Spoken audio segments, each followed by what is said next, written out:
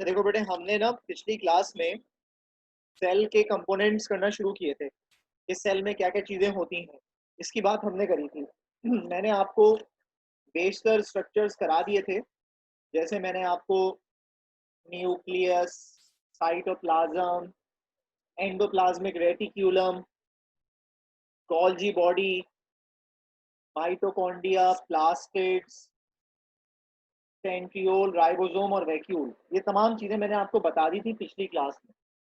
अब जो है दो चीजें बची हैं, वो भी सुन लो ताकि ये वाला काम कंप्लीट हो जाए आज। ये सेल के कंपोनेंट्स वाली बातें पूरी हो जाए। इसमें जो पहली चीज है वो बेटे सेल वॉल है, और जो दूसरी बात है वो सेल मेम्ब्रेन है।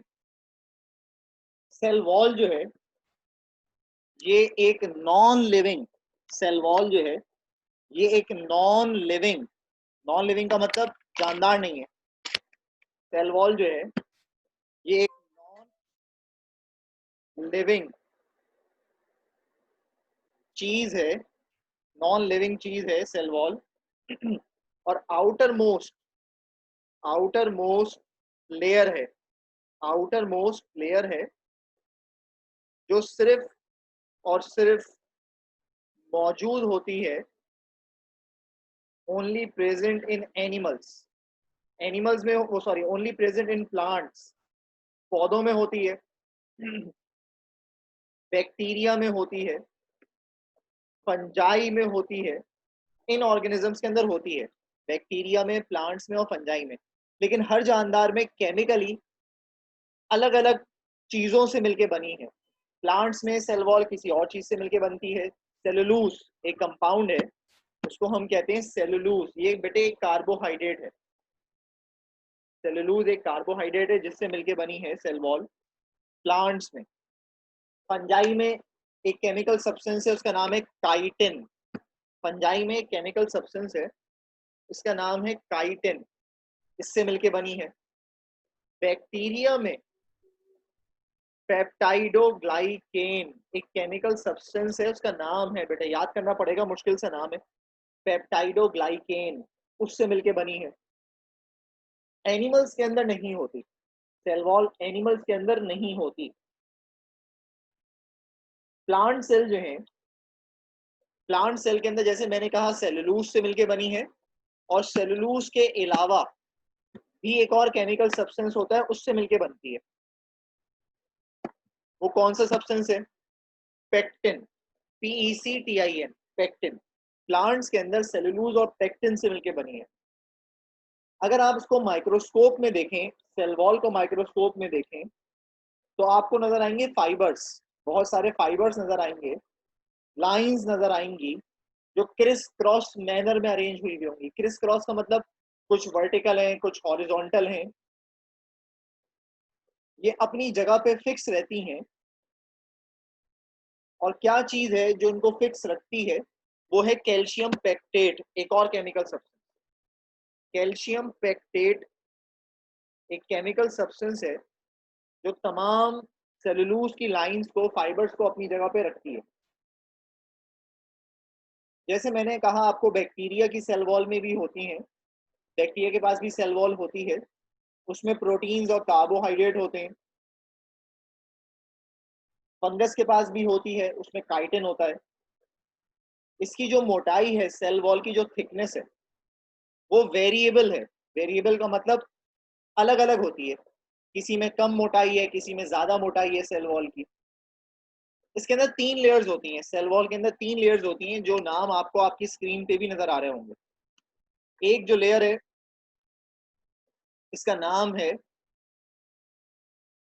मिडिल लैमेला, ये बीच में होती है। सबसे ऊपर वाली जो लेयर है उसका नाम है प्राइमरी वॉल या प्राइमरी लैमेला, ये सबसे ऊपर है। और प्राइमरी और मिडिल यानी कि सबसे नीचे जो है वो होती है सेकेंडरी वॉल या सेकेंडरी लैमेला। कुछ पौधों में टर्शरी लैमेला भी होती है, यानी कि एक और layer, fourth layer, tertiary lamella. जो प्राइमरी वॉल है, जो प्राइमरी लेयर है, वो मिलके बनती है सेलुलोज और पेक्टिन से। बाज दफा एक और केमिकल सब्सटेंस भी होता है इनमें, उसको कहते हैं लिग्निन। सेल वॉल का काम क्या है? सेल वॉल का काम है प्रोटेक्ट करना, सपोर्ट करना सेल को। प्रोटेक्ट किस चीज से करना? इंजरी से। जो भी शेप आपको सेल की नजर आ रही है वो सेल वॉल दे रही है शेप। इसके अलावा ये ट्रांसपोर्ट के फंक्शन भी कराती है। ट्रांसपोर्ट मतलब किसी चीज को सेल से निकल के बाहर जाना है या किसी चीज को बाहर से सेल के अंदर आना है, तो ये हेल्प करती है। वैसे तो ये परमिएबल इन नेचर है। परमिएबल का मतलब ये अलाउ कर रही है सब्सटेंसेस को कि सब्सटेंसेस क्रॉस कर जाएं, लेकिन बाज जगहों पे ये इम्परमिएबल होती है। इम्परमिएबल का मतलब जो अलाउ नहीं करे। तो ये तो बात थी बेटे सेल वॉल को लेकर।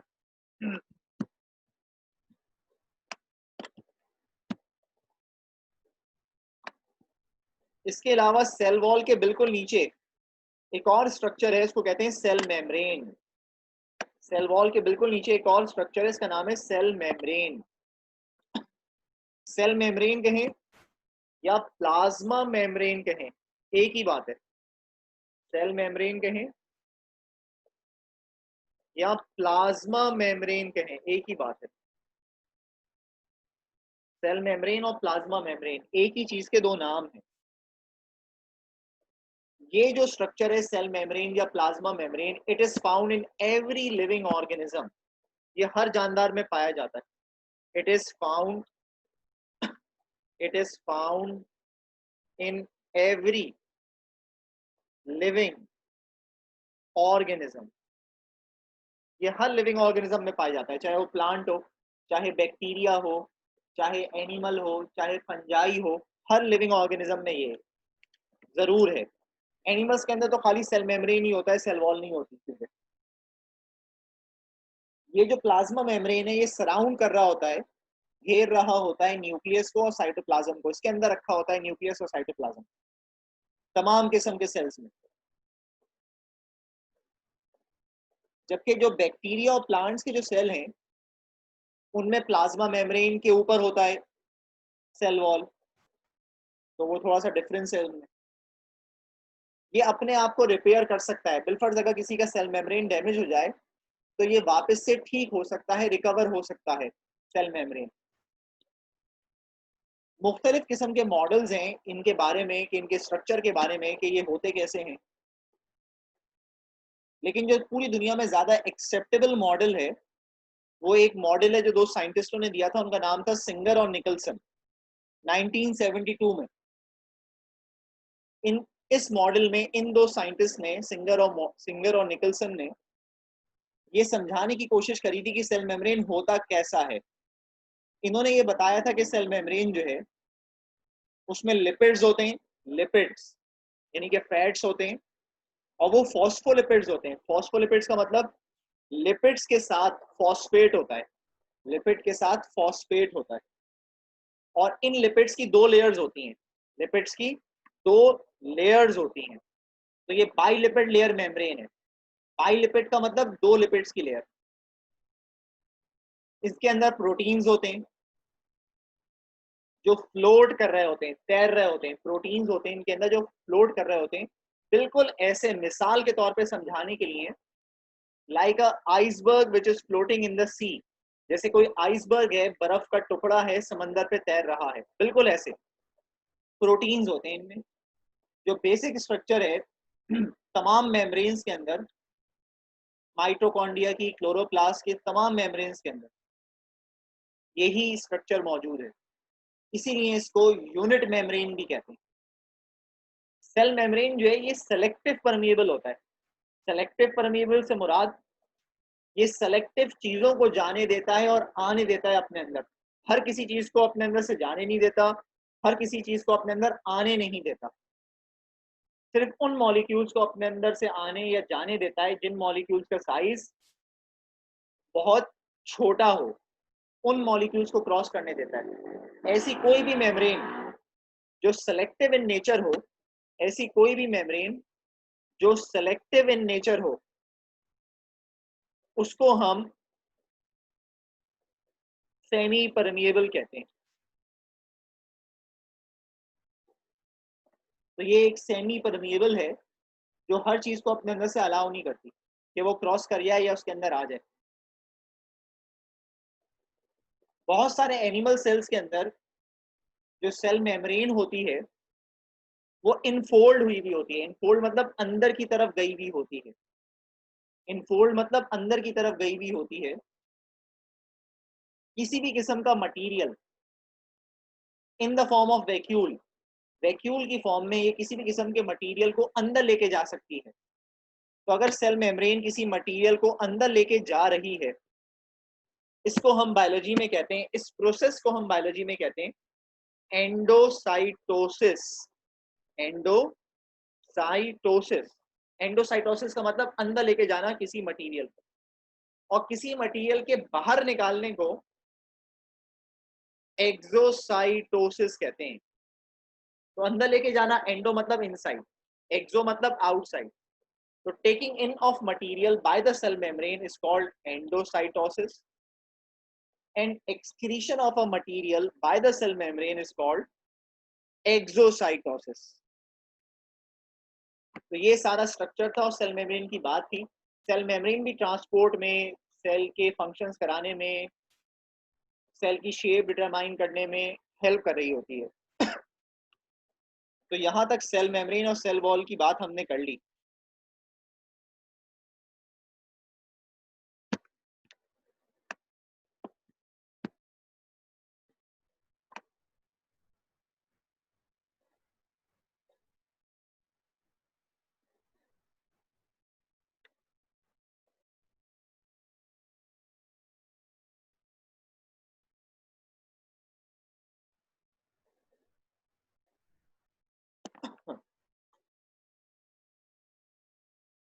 अब इसके बाद बेटे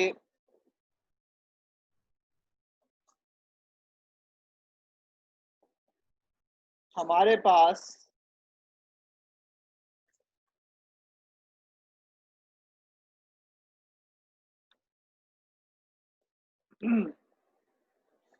दरअसल में आपका जो है कोर्स वो चेंज हुआ है बेटे थोड़ा।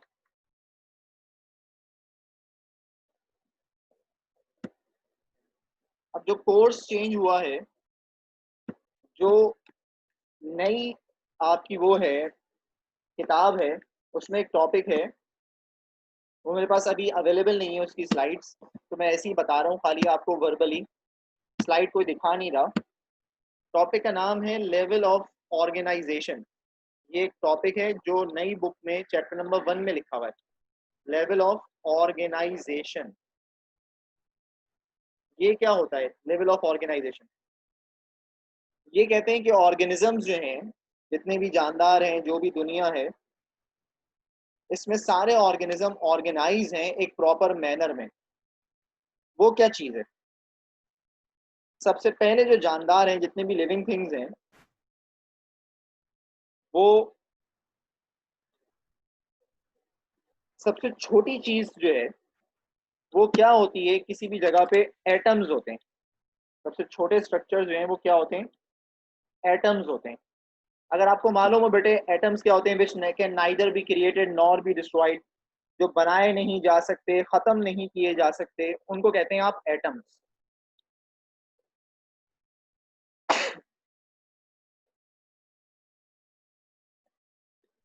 एटम्स किस चीज से मिलके बनते हैं? They are made up of elements. Atom किससे मिलके बनते हैं? एलिमेंट्स से मिलके बनते हैं। एलिमेंट्स क्या होते हैं? जैसे कार्बन, ऑक्सीजन, नाइट्रोजन, ये सारे एलिमेंट्स इनसे मिलके बनते हैं एटम। जितना भी मैटर है वो एलिमेंट से मिलके बना है, जो कि एटम से मिलके बने हैं। एटम मिलके बना है। एटम से भी एक चीज छोटी होती है, उसको कहते हैं आप सब एटॉमिक पार्टिकल। तो कहते हैं आप सब एटॉमिक पार्टिकल, सब एटॉमिक पार्टिकल। ये एटम से भी छोटा है, सब एटॉमिक पार्टिकल। सब एटॉमिक पार्टिकल में क्या चीजें आती हैं? इलेक्ट्रॉन, प्रोटॉन, न्यूट्रॉन, ये तमाम चीजें कहाँ आती हैं? सब एटॉमिक पार्टिकल में आती हैं। सब एटॉमिक पार्टिकल में ये तमाम चीजें आ रही हैं। Electron, proton, neutron. Electron, proton, neutron वैसे कहाँ होते हैं? एलिमेंट, हर एक एलिमेंट के पास होते हैं सब एटॉमिक पार्टिकल जो है, यानी कि इलेक्ट्रॉन, प्रोटॉन, न्यूट्रॉन। 100 से ज्यादा तरह के एलिमेंट्स हैं अगर आपने पीरियोडिक टेबल में देखा हो, जिसमें से 16 एलिमेंट्स जो हैं उनको कहते हैं बायो एलिमेंट्स। बायो एलिमेंट्स का मतलब जो लिविंग ऑर्गेनिजम्स को बना रहे हैं। इन 16 एलिमेंट्स में से सिर्फ 6 एलिमेंट ऐसे हैं, उन 6 एलिमेंट में कार्बन है, हाइड्रोजन है, ऑक्सीजन है, नाइट्रोजन है, फास्फोरस है और सल्फर है। ये बेसिक एलिमेंट्स हैं 6, जो जरूरी है किसी भी जानदार के लिविंग ऑर्गेनिज्म के लिए। तो सब एटॉमिक पार्टिकल सबसे छोटा है, उसके बाद एटम है। एटम अगर मिल जाए तो ये क्या बनाते हैं? मॉलिक्यूल्स को बनाते हैं। तो बहुत सारे एटम्स आपस में कंबाइन होंगे, ये क्या बनाएंगे? मॉलिक्यूल्स। एटम्स आपस में कंबाइन होंगे, क्या बनाएंगे? मॉलिक्यूल्स। मॉलिक्यूल्स के अंदर अगर कार्बन है तो इनको कहते हैं ऑर्गेनिक, और अगर कार्बन नहीं है तो हम इनको कहते हैं इनऑर्गेनिक। अगर मॉलिक्यूल्स में कार्बन है तो हम इनको कहते हैं ऑर्गेनिक, और अगर कार्बन नहीं है तो हम इनको कहते हैं इनऑर्गेनिक। फिर अगर मॉलिक्यूल साइज में बड़े हैं तो हम इनको कहते हैं मैक्रो मॉलिक्यूल, और अगर साइज में छोटे हैं तो हम इनको कहते हैं माइक्रो मॉलिक्यूल। बड़े हैं साइज में तो मैक्रो मॉलिक्यूल, साइज में छोटे हैं तो माइक्रो मॉलिक्यूल। कार्बन है तो ऑर्गेनिक, कार्बन नहीं है तो इनऑर्गेनिक। अब माइक्रो मॉलिक्यूल की कोई एग्जांपल बताएं, जैसे ग्लूकोज, अमाइनो एसिड, ये माइक्रो मॉलिक्यूल्स हैं। मैक्रो मॉलिक्यूल की कोई एग्जांपल बताएं तो कार्बोहाइड्रेट, प्रोटीन, फैट्स, ये मैक्रो मॉलिक्यूल हैं। जब मॉलिक्यूल्स कंबाइन हो जाएं आपस में तो फिर ये क्या बनाते हैं? जो भी बायो मॉलिक्यूल्स है जब आपस में कंबाइन हो जाए तो ये क्या बनाते हैं? ये बनाते हैं सेल को।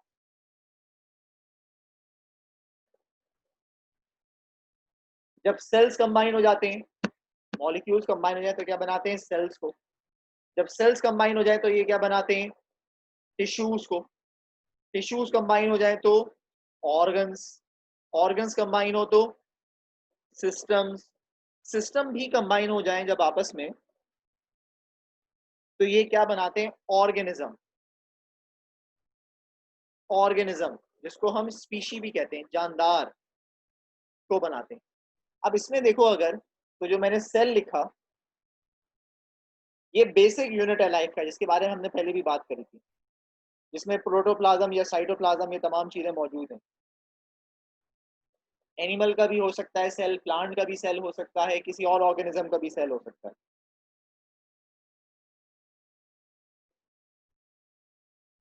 टिश्यूज जो हैं, एनिमल के टिश्यूज भी होते हैं, प्लांट के टिश्यूज भी होते हैं।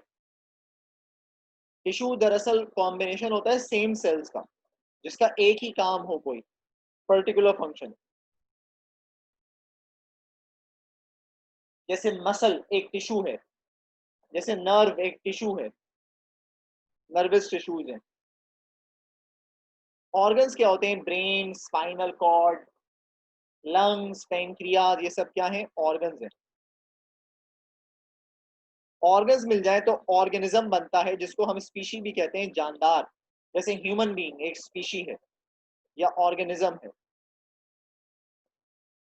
अगर किसी ऑर्गेनिज्म में एक सेल होता है तो उसको हम क्या कहते हैं? यूनिसेलुलर। और अगर उसमें एक से ज्यादा सेल हो तो हम उसको क्या कहते हैं? Multi cellular. हम जो है, इंसान जो है, वो मल्टी सेलुलर है। यूनिसेलुलर की एग्जांपल क्या है? अमीबा है, एक जानदार है अमीबा, ये यूनिसेलुलर है। एक जानदार है वॉलवॉक्स, ये यूनिसेलुलर है, एक सेल वाला है। जब बहुत सारे एक ही तरह के जानदार जब बहुत सारे एक ही तरह के जानदार किसी एक जगह पे जमा हो जाएं एट द सेम टाइम, जब बहुत सारे जानदार एक जगह पे जमा हो जाएं एक ही तरह के, तो ये क्या बनाते हैं? Population. When the group of same species combine in an area, they will form a population। जैसे इंसानों की एक आबादी है, इसमें एक ही तरह के जानदार है, किसी एक मखसूस जगह पे रह रहे हैं। जिस जगह पे रह रहे होते हैं, जगह को, प्लेस को हम बायोलॉजी में क्या कहते हैं? हैबिटेट। जिस जगह पे जानदार रह रहे होते हैं उस जगह को हम क्या कहते हैं? हैबिटेट। अब बहुत सारी तरह के ग्रुप ऑफ लिविंग थिंग्स किसी जगह पर रह रहे हों, अलग अलग तरह के ग्रुप्स, इंसानों का ग्रुप, किसी प्लांट के एक तरह के पौधों का ग्रुप, इसको हम कहते हैं कम्युनिटी। इसको हम कहते हैं कम्युनिटी। जब अलग अलग तरह के ग्रुप ऑफ पॉपुलेशन किसी जगह पे रह रहे हों, इसको हम क्या कहते हैं? कम्युनिटी। और जब बहुत सारी कम्युनिटीज कहीं जमा हो जाएं, जहां पर नॉन लिविंग थिंग्स भी हों, इसको हम बायोलॉजी में कहते हैं इकोसिस्टम। इकोसिस्टम। इकोसिस्टम किसका कलेक्शन होता है? बहुत सारी कम्युनिटीज का, नॉन लिविंग थिंग्स के साथ। नॉन लिविंग थिंग्स में क्या चीजें आती हैं? हवा, पानी, मिट्टी, ये तमाम चीजें आती हैं।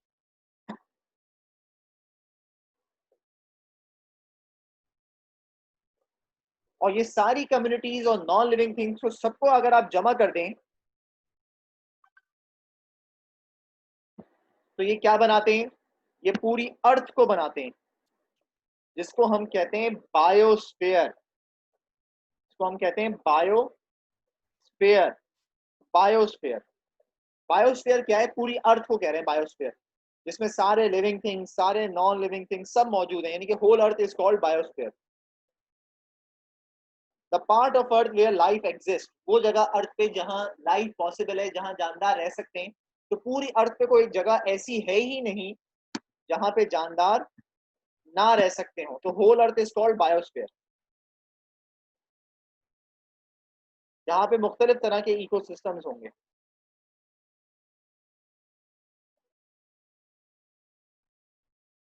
तो बेटे ये सारी बात थी लेवल ऑफ ऑर्गेनाइजेशन के अंदर।